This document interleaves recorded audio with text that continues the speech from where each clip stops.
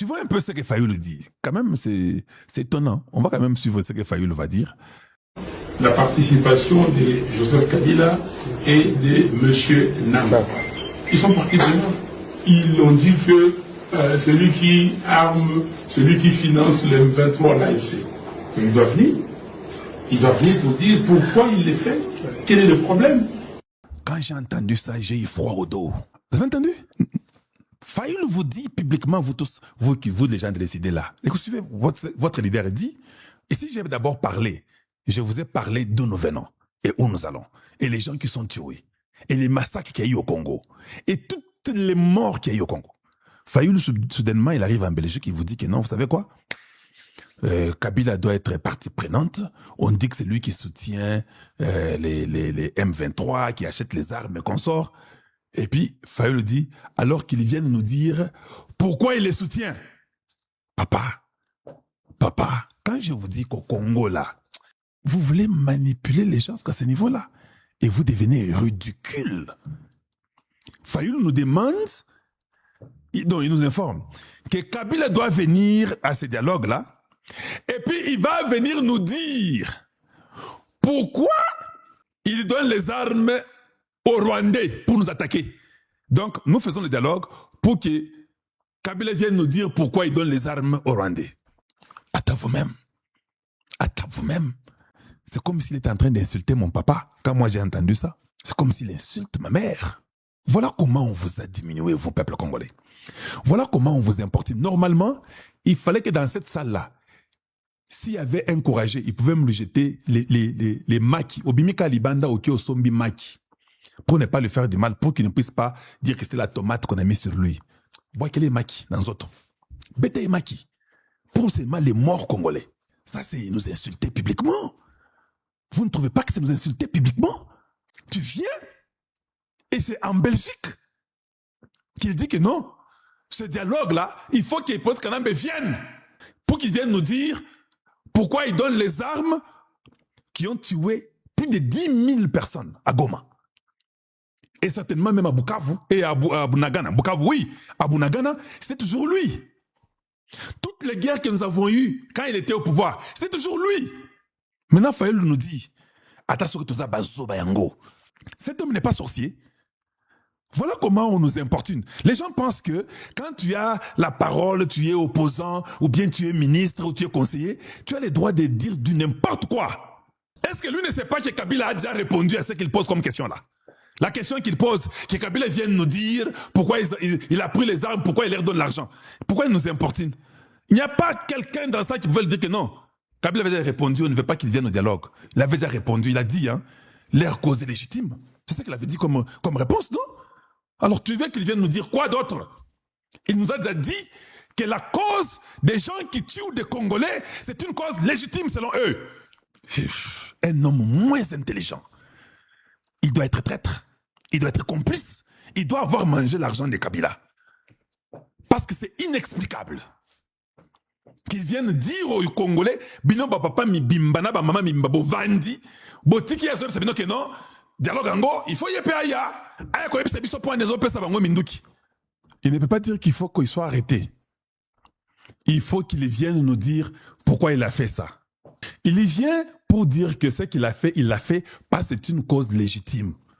Selon ce que son chef Hippolyte Kanambe a dit. De deux, Nanga a répondu aussi à ça.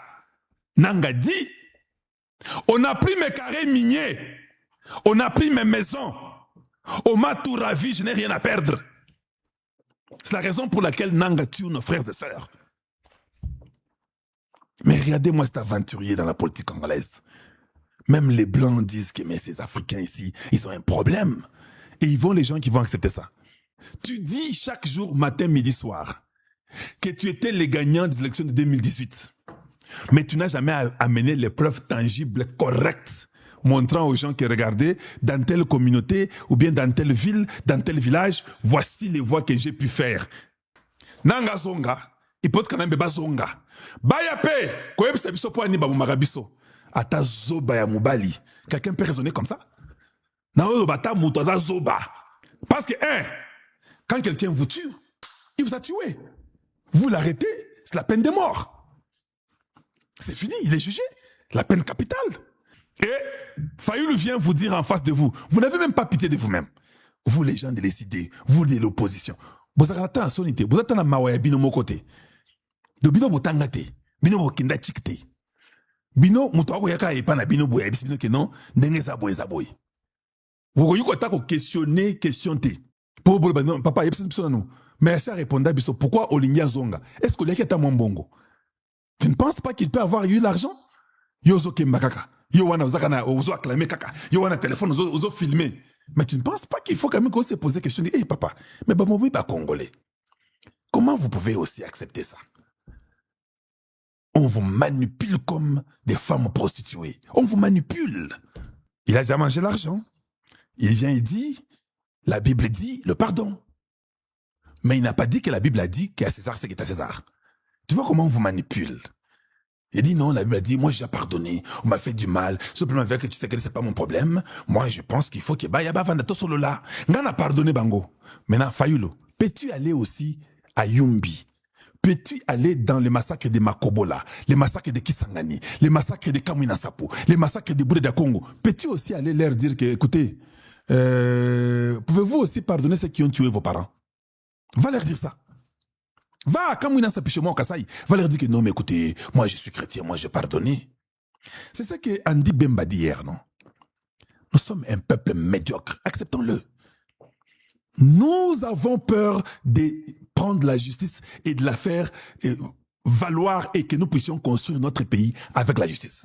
Nous sommes les premiers à condamner tout ce que oh Tshisekedi non mboka nini ozo punir mutute oh mboka nini Karaboye oh mboka président nini oh le peuple d'abord Tshisekedi t'en avait dit mais finalement tu laisses tout le monde, tu n'arrêtes personne. D'accord. Il dit vous savez moi je vous ai vraiment pardonné hein. Je vous ai pardonné, vous m'avez insulté, vous avez dit des choses qu'il ne fallait pas dire contre moi parce que je dormais avec vous, vous m'avez vu naître, vous m'avez appelé tous les noms possibles que vous avez voulu appeler, vous avez fait tout avec moi. Mais je vous avise un truc. Tout le monde dit, mais qu'est-ce que Jésus vient nous dire ici? Je vous avise. Tout ce que vous m'avez fait là, je vous pardonne. Mais après moi, il y a un Esprit Saint qui va venir. Celui-là ne vous pardonnera jamais. C'est Jésus qui dit ça. Donc Jésus savait qu'après lui, il y aura un esprit.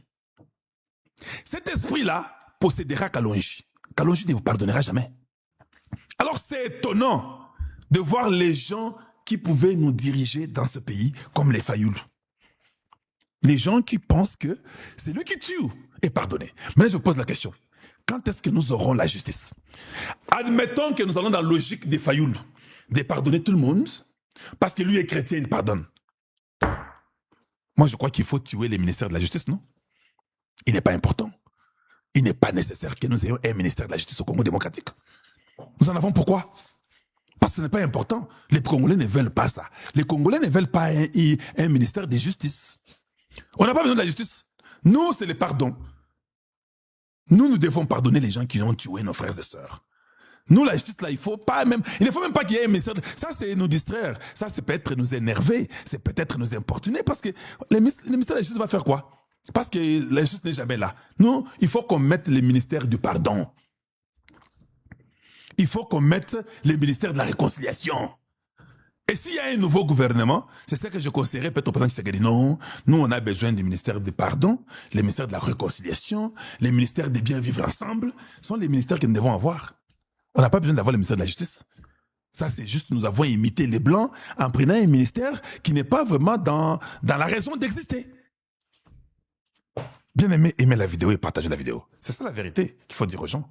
Faut pas distraire les gens avec des choses que nous ne pouvons pas faire, mais nous voulons seulement imiter les autres. Voilà pourquoi nous ne réussissons pas. Comme nous sommes africains, nous nous aimons beaucoup, nous nous pardonnons beaucoup, nous sommes dans les bien vivre ensemble, nous sommes dans la cohésion, nous sommes dans les dialogues, nous sommes dans la concertation.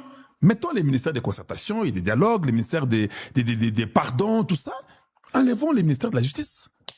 Il n'est pas important pour nous parce qu'il ne va rien faire. Il fera quoi au fait? Pourquoi on a ces ministères-là? Vous ne pensez pas que nous dépensons l'argent de la République inutilement avec ces ministères-là?